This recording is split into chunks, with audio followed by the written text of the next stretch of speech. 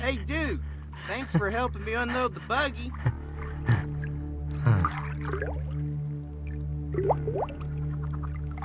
You deaf, Philip? What do you see in that water over there? You ain't gonna catch no fish with that pole, asshole.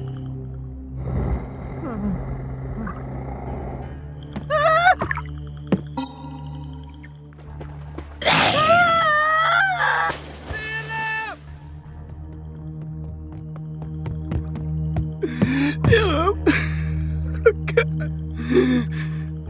Oh, God. Why?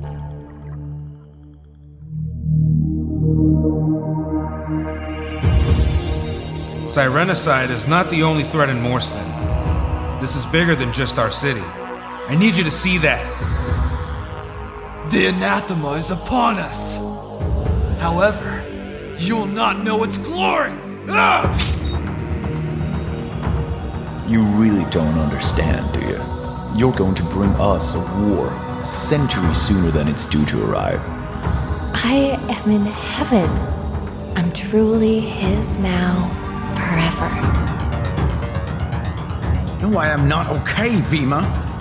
My work, everything I've built, and all I've achieved is now in question, thanks to you. Take your anger out on me all you want. Just leave Droven out of this.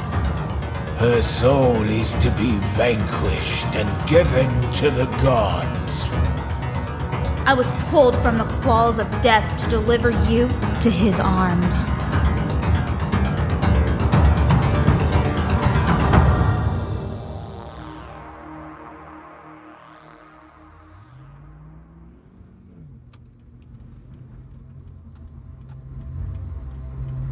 This is my day off, and what am I doing? Driving out to meet a hillbilly in Lake BFE, Texas. Man, where's this all going? There has to be something more. The ambulance man, Eddie, has not surfaced at all in over a year. I still don't know if he was the one who killed Lena, or if Johnny Stitches came back to finish her off. I guess I may never really know. Lena was a killer according to her own words, and I know that makes her evil. But that is not the Lena I knew. I miss her for the old woman I thought she was. I still feel like my story on Vincent's blog is what got her killed. So isn't it my fault? Talk about deja vu. I must attract ambulances.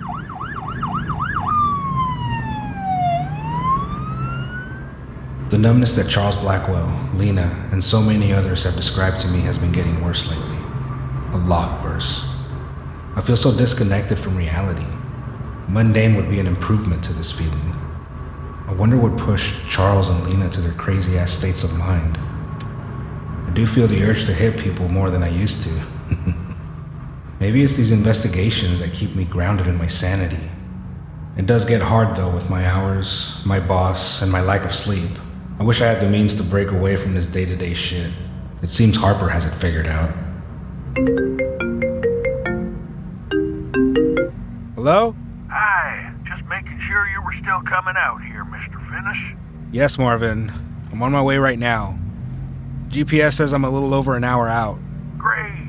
I'll whip us up some to eat. That way you don't have to stop anywhere. No, that won't be necessary. I just ate, and I don't eat much these days anyway. Thanks for the offer, though. I plan on getting out of there as quick as I can. So, Marvin, what exactly are we meeting about? Your nephew's email was kind of vague. He's my grandnephew, and I'd rather not say over the phone or the computer. Fine. I'll see you in a bit. Alrighty. I'll holler at you soon. Oh my god, not another conspiracy theorist. Man, I don't know how much more of these people I can take. The last 11 fucking cases were either fakes, fanboys of the blog, delusional idiots, or conspiracy theorists. None of them close to being real or even a little bit strange in over the past 4 months.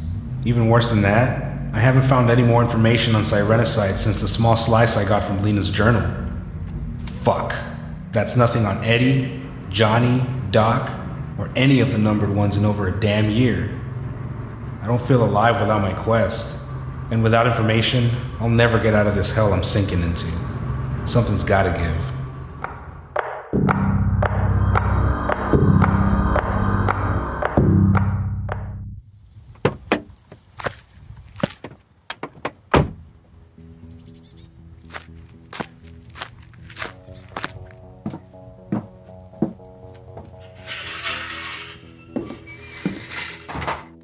You're Marvin, I'm guessing? Sure am, my new friend. Nice to finally meet you. Yeah, you too. Do you have an outlet I can plug my phone into? I record all my interviews. Sure do. Right you over there, behind the antique wagon wheel. Now be careful when you move it. That thing's worth something, you hear? Yeah, okay. I will. So, you gotta record this? Yes. I said that in the email reply to your grandnephew before I drove all the way out here. Oh, well. Okay, you're the professional. Is it okay if I sit here? Yes, of course. Do you want a beer? No thanks. I'm quite all right. Okay, suit yourself. Okay, well, let's get started. So how does this work? Just relax and tell me why you wanted to meet with me. Okay. Did you know that Lake Edgington and its surrounding areas has one of the highest missing persons rate in Texas? Now, most folks around here don't find it too odd because we're used to it.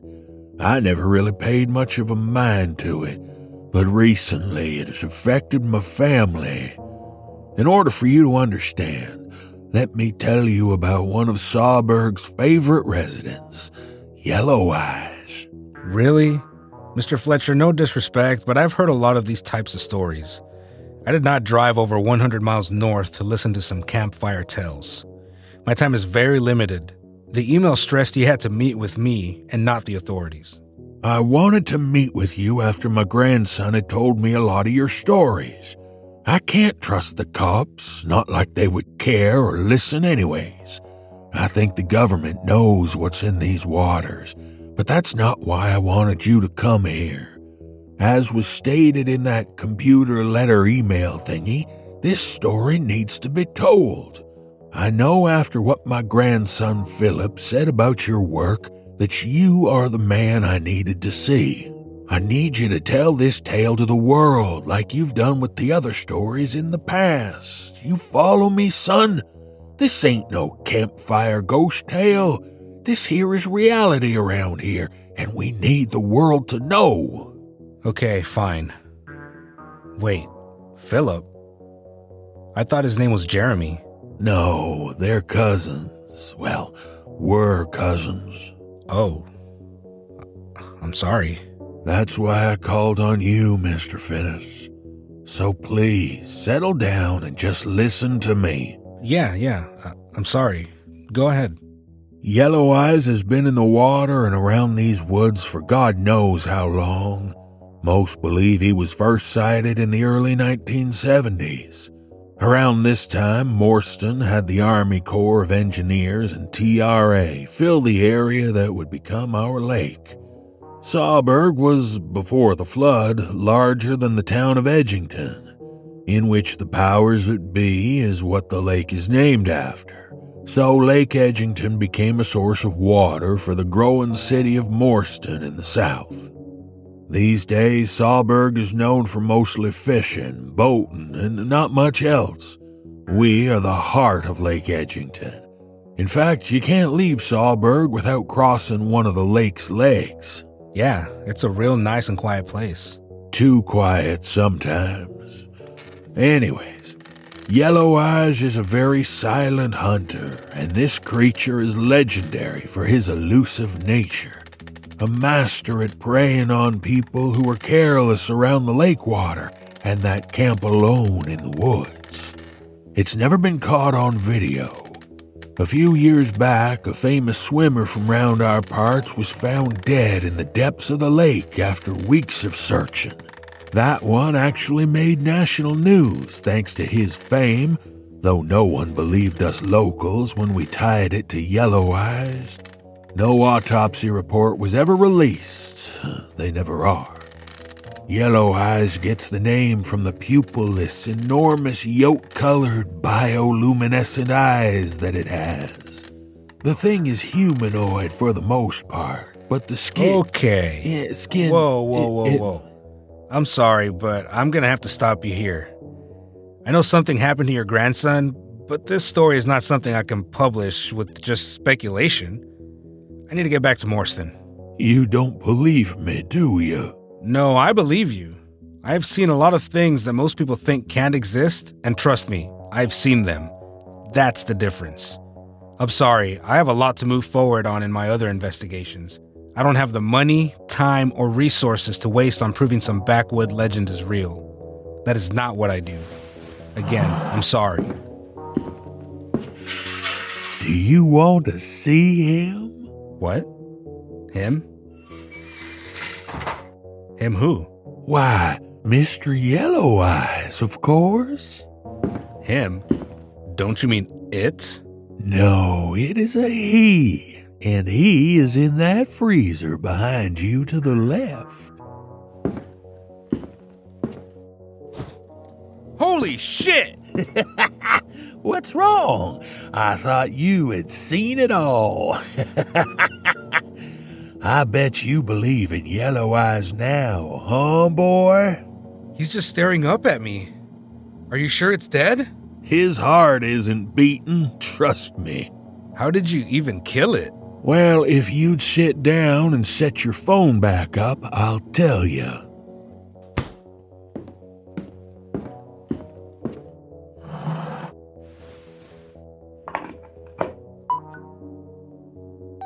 Okay, let's continue. Now, where was I? Oh, yes, his appearance. So, as you can see, his skin has a very odd grayish tone, like the color of the mud that coats the bottom of our lake. This is because many people speculate that he has adapted to a life on the lake bed, and our lake is the muddiest in the state. If you put your hand in that water, by the time it gets up to your wrist, you can't see your fingertips. So he's remained hidden for years, and that's why his victims are rarely recovered.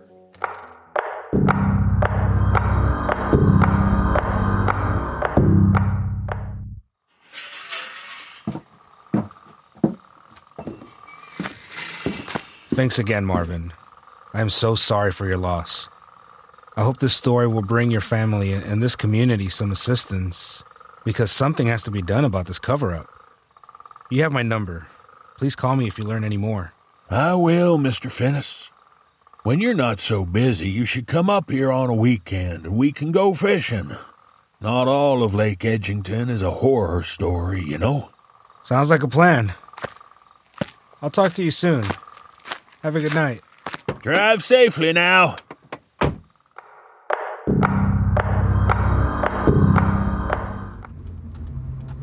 And they say texting and driving is unsafe. Fuck. Should be around the 2-hour mark. Now, Lake Edgington's deepest point is out there. No, that's not it, but it's close.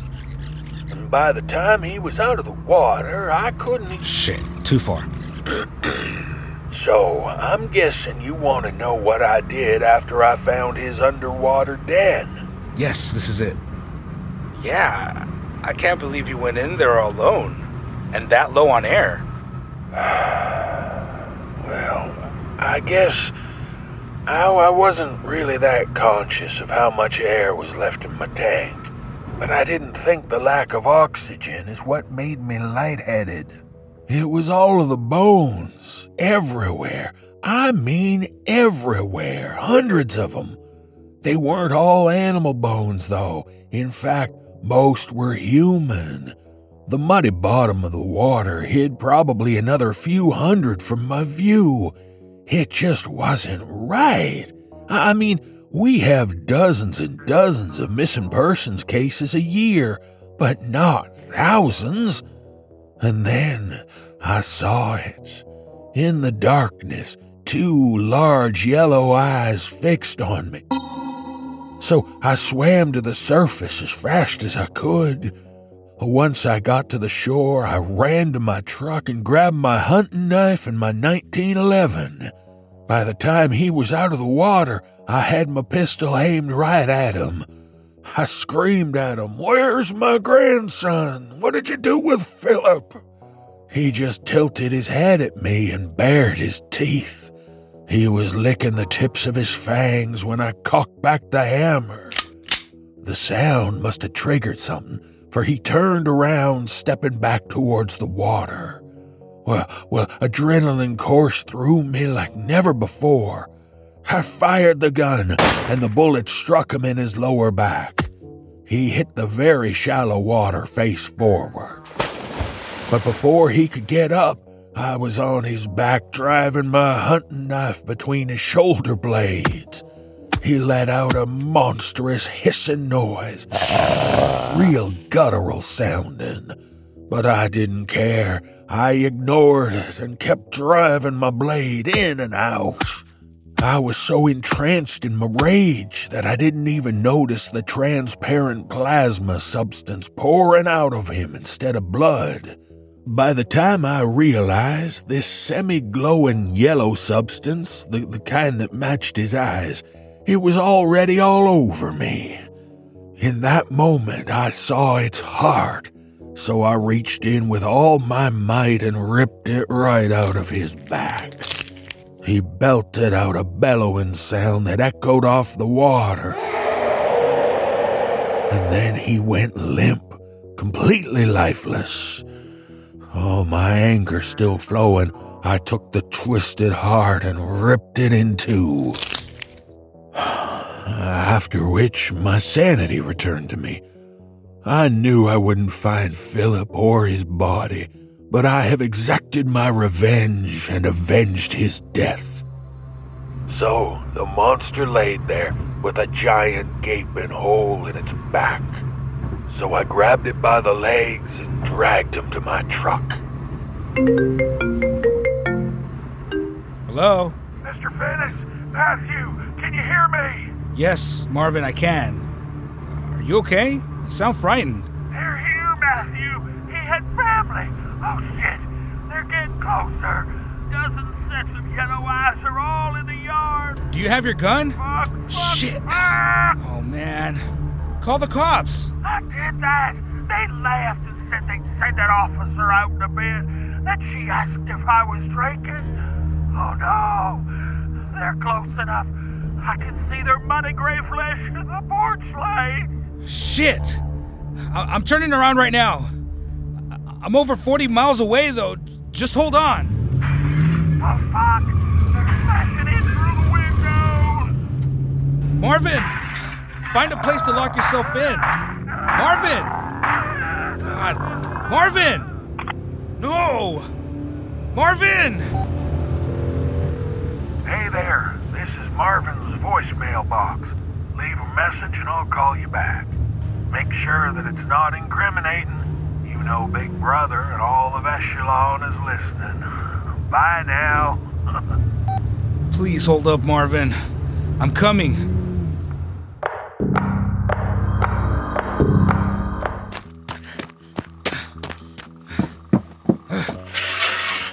No, I was too late.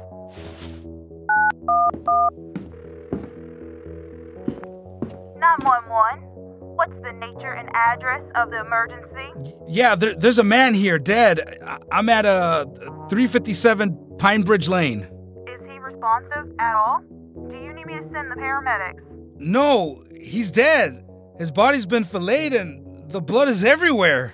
Okay, remain calm. I have a deputy en route to the address now. What was your name, sir? Matthew. Matthew. I need you to remain on the phone with me until the deputy arrives. Can you do that? Yeah, I can. Please hurry. This is really bad.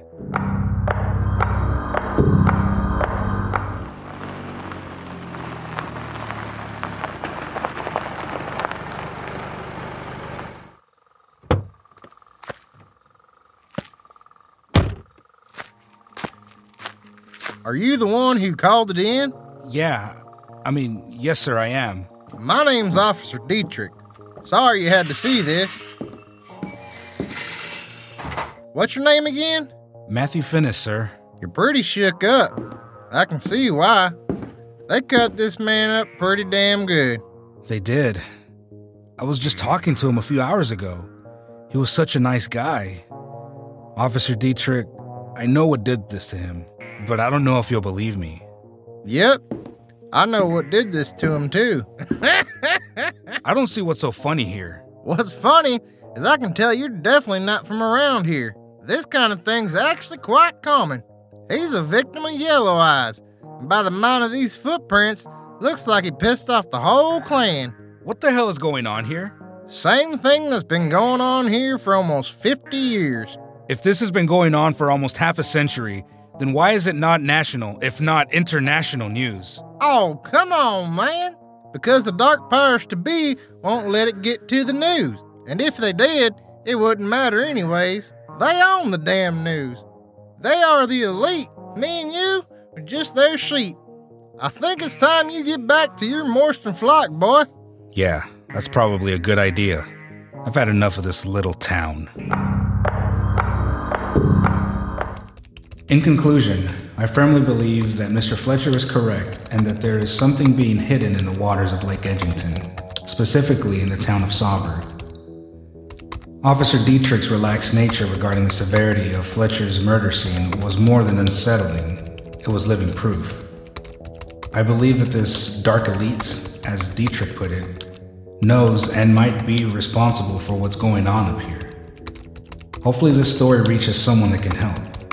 Though it is hard to believe that creatures such as Yellow Eyes can exist, the truth is, he does.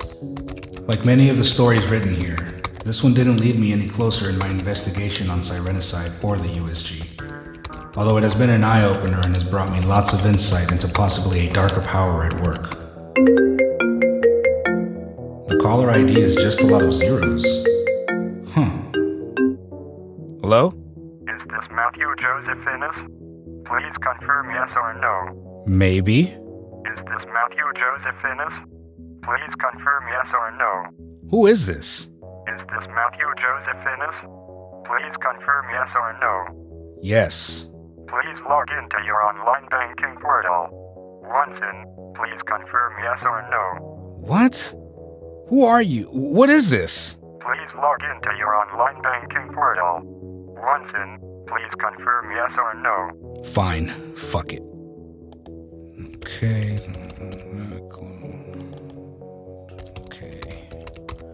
Let's see what the fuck this is about.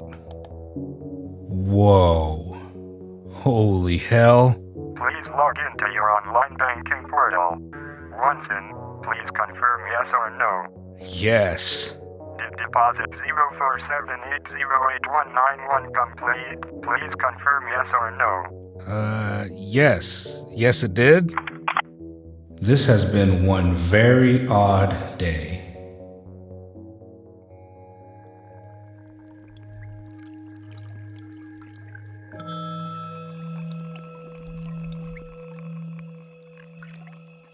All elements of Sirenicide are copyright 2017 Atrium Dynamics. Please visit sirenicide.com for more details.